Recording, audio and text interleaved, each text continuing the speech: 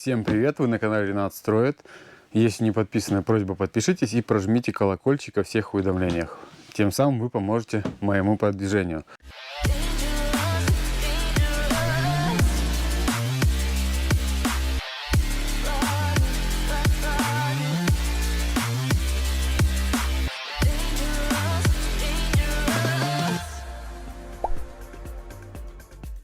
В сегодняшнем выпуске мы пообсуждаем, я вам порассказываю, вернее сделаю сравнение двух нейлеров. Один у нас аккумуляторный, фирма DeWalt, второй у нас газовый, фирма HiBest.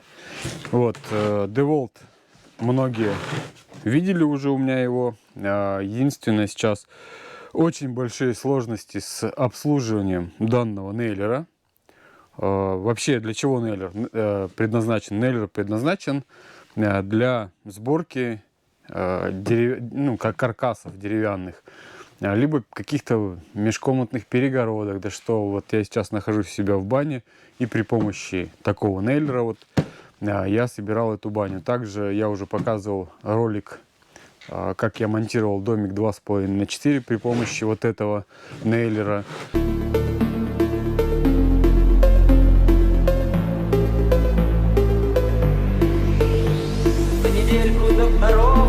Я уеду в Комарова, поглядеть отвыкшим глазом на Балтийскую волну. И на море буду разом кораблем и водолазом, сам себя найду пути, если часом затону. В общем, как бы разобрались.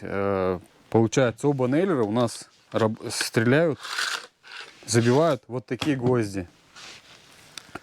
Гвозди идут у нас от 50 до 90 миллиметров. Соответственно, они могут быть как нержавейка, оцинковка, гладкие, получается, ершеные, обработанные, необработанные. В общем, они вот на такой, на бумажной ленте. И, соответственно, при помощи того, как мы нажимаем курок, у нас в этом нейлере боек прямо бьет по гвоздю, и гвоздь соединяет две детали между собой. Неважно, этот нейлер, либо этот, забивают очень хорошо. Этот нейлер газовый, у него он работает немножечко помягче. Ну, об этом более подробно. Вот, забив такой гвоздь, потом выдернуть, разъединить две детали очень сложно. Особенно, когда гвозди ершонные, их просто нужно будет потом спиливать сабельной пилой. Давайте я вам продемонстрирую, как бьют у нас нейлеры. Я приготовил тут пару деталек, получается. Вот, пока забью в ребро, чтобы потом еще провести несколько манипуляций. Вот этот нейлер, получается, вот.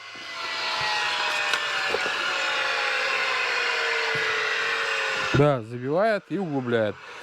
Кстати, тут есть регулировочки, о них тоже расскажу обязательно. Вот, забивает очень достойно. Вот, мне нравится, как работает и этот нейлер. Потом покажу комплектацию.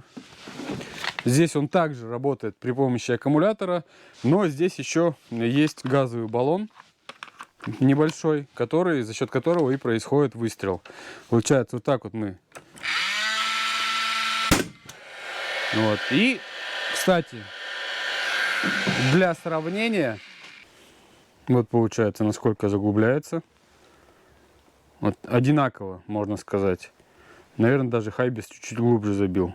Ну, здесь торец, как бы, но, видите, очень хорошо забивает гвозди. Тут тоже можно регулировать, чтобы забивалось за подлицо.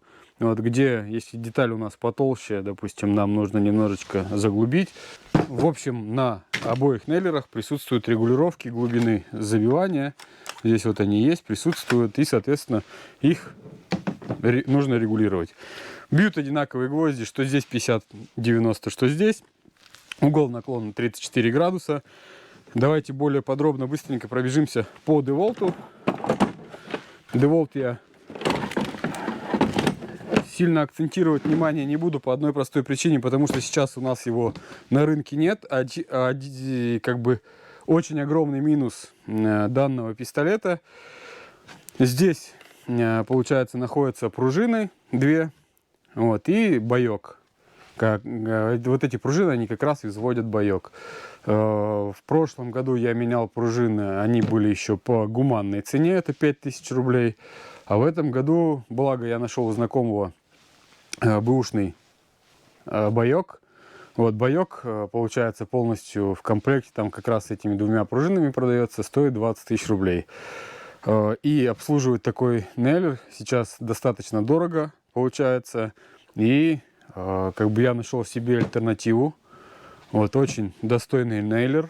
Как бы по весу тоже, по габаритам они подходят. Но здесь очень огромная разница в стоимости. Сейчас сам этот нейлер, если и можно купить, то за очень дорогие деньги. Вот этот нейлер на порядок дешевле. Я думаю, кому интересно, сможете погуглить. Стоимости сознательно не называю, чтобы все было адекватно. Так, вот достану еще раз нейлер. Вот он такой, вот они. Да, этот немножечко смотрится погабаритнее, но вот они по весу, по эргономике очень даже удобно. Сейчас давайте в раз постараюсь выстрелить двумя. Вот. Бьют одинаково.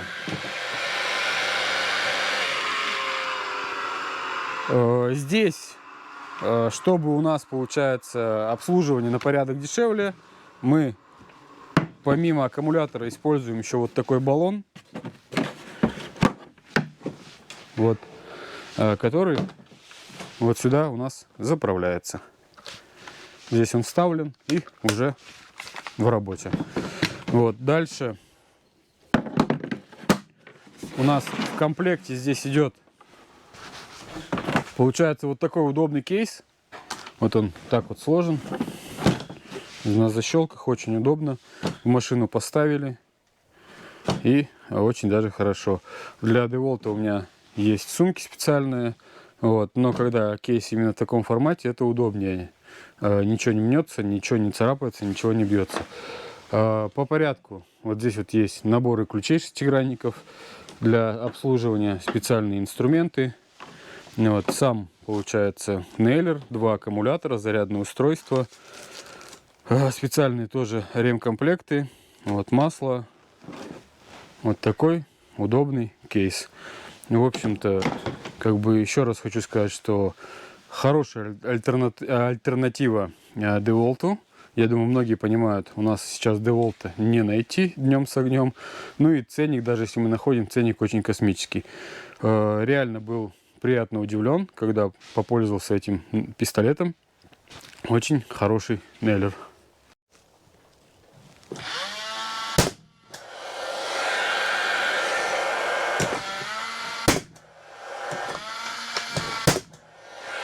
Вообще при помощи нейлеров вы упрощаете и ускоряете себе процесс работы. Действительно, если вам не нужно строить дома, если у вас деятельность совсем другая, и вы не особо, так сказать, фанатеете инструментом, то для домашних целей подойдет обычный молоток. Но я даже... У меня есть инструменты, которыми я не особо пользуюсь всегда на стройках, но когда они у меня есть, я прекрасно понимаю, что это меня может выручить в любой момент. А такие пистолеты на порядок ускоряют процесс работы. Они есть как для сборки каркасов, так и для финишных отделочных работ, также для гибкой черепицы. По бетону, кстати, очень хороший пистолет, тоже, надеюсь, появится у меня в ближайшем времени. И я смогу вам также сделать, так сказать, обзор на этот нейлер. Вот, гвозди здесь, я еще раз повторюсь, как есть обработанные, ершеные, гладкие, оцинкованные. Вот, все зависит под тот спектр работ, которые вы выполняете. Где-то можно обычный гвоздь, так же как обычные гвозди есть черные, есть оцинкованные. Вот, здесь то же самое. Выбирайте тот гвоздь, который вам нужен. Пистолет бьет на ура. Я продемонстрировал. Давайте еще собью сейчас вот так вот 2 заготовки.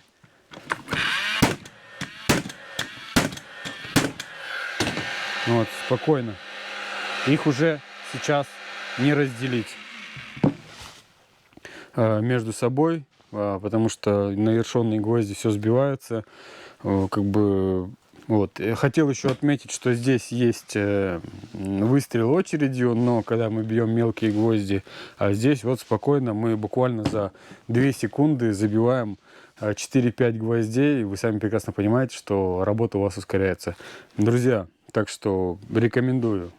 Сейчас предлагаю сравнить скорострельность, какой, по моему мнению, будет стрелять пистолет быстрее, лучше. Вот это я сейчас по своим ощущениям вам скажу. Берем DeWalt.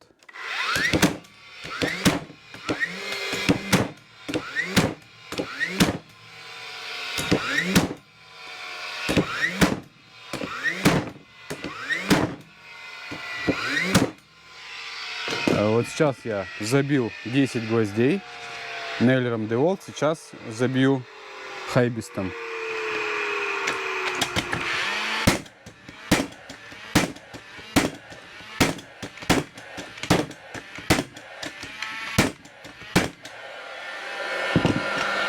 Да, хайбист стреляет быстрее. Как бы получается, у него скорость забивки гвоздей быстрее. DeWalt немножко в этом проигрывает. Не ожидал такого, скажу честно. Думал, что DeWalt будет побыстрее. Здесь, скорее всего, играет то, что мотор раскручивается дольше. А здесь получается просто за счет газа пистолет выстреливает оперативнее и быстрее. Буквально считанные секунды, и 10 гвоздей уже в заготовке. По скорострельности сделали с такое сравнение. Я думаю, многим было интересно. По отдаче тут, наверное, они где-то близко. DeWalt, может быть, немножко пожестче работает, отдача побольше. В 1 год у меня были проблемы с локтевым суставом.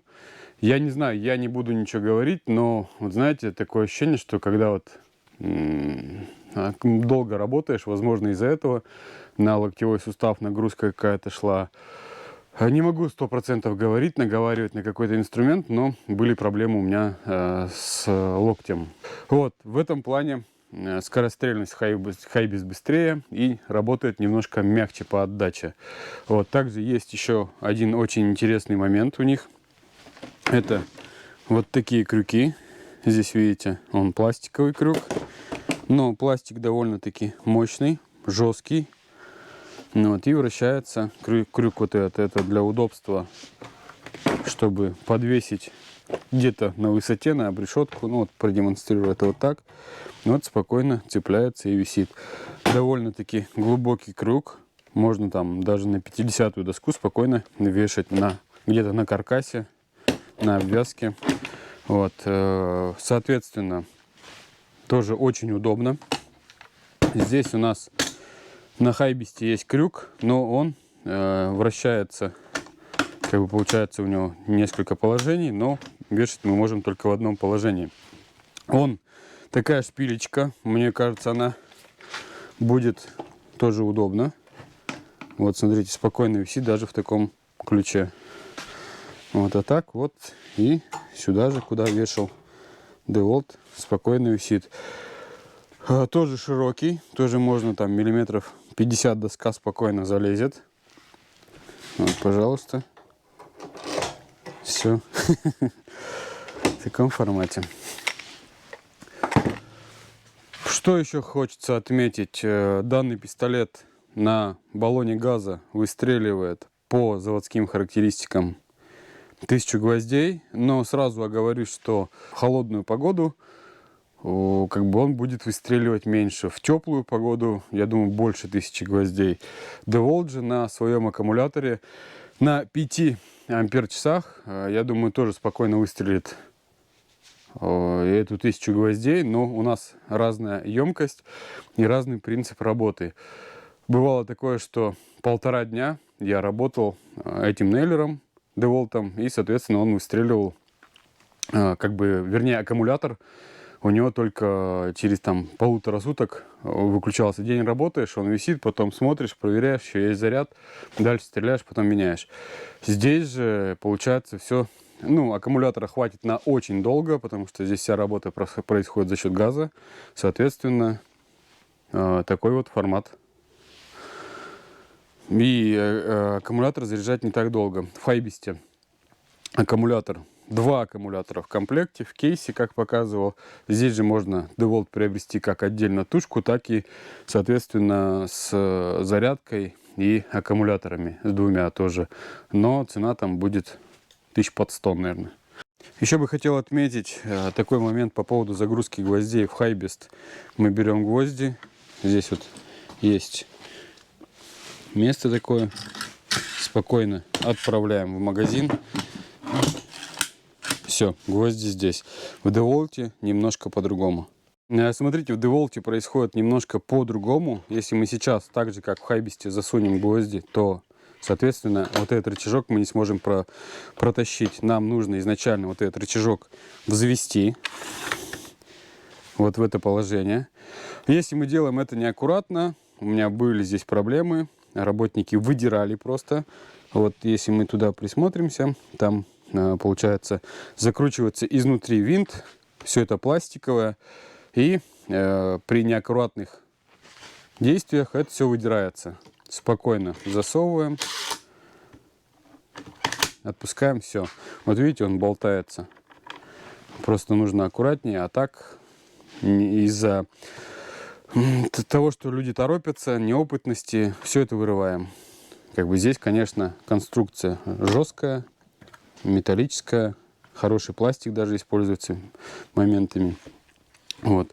Здесь, наверное, Хайбест немножечко выигрывает у DeWalt. В плане того, что еще у DeWalt тут есть несколько скоростей работы. Все это регулируется вот этими. Вот 2-я скорость. Автоматическое забивание гвоздей. Но даже на автомате он проиграл Хайбесту. Но это сугубо мое мнение. Не наговариваю, никого не продвигаю. Делаю честный обзор. В общем, друзья, такие вот моменты. В общем, я доволен. Хочу порекомендовать вам. Вот, а на этом мой выпуск подошел к концу. Мой обзор подошел к концу. Хочу вам пожелать всего самого наилучшего. Крепких, теплых домов. Не болеть.